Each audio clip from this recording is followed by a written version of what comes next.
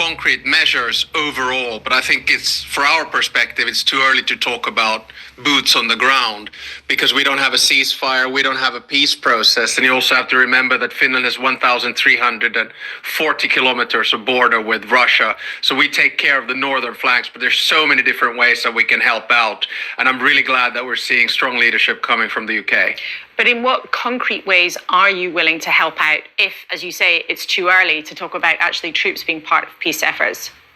Well, there are two phases here. The first one is the military planning, which is going on right now, and it'll continue actually in London on Thursday.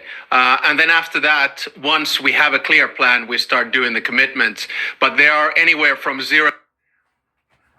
About boots on the ground is only one way. You can talk about intelligence, you can talk about different types of things, but it's too early to commit right now. Can you see any signs that Vladimir Putin is actually willing to enter into serious negotiations? President Zelensky says Putin's afraid to tell Donald Trump that he wants to carry on with the war. What chances are, do you think, that the Kremlin is paying a blind bit of attention to any of this? I think the chances are abysmal. I don't think Putin wants a ceasefire. Putin doesn't want a peace. His original aim was basically to destroy the independence, sovereignty, and territorial integrity of Ukraine.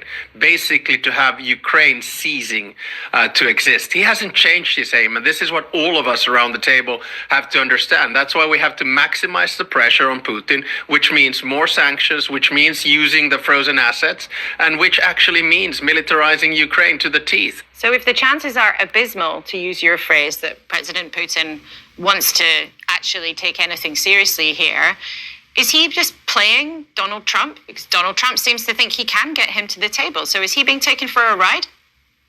Don't underestimate the capacity of the President of the United States, Donald Trump, to negotiate a deal. I'm sure many things will happen in the coming days, and I'm sure that we'll be moving in the right direction. I don't think Putin should be playing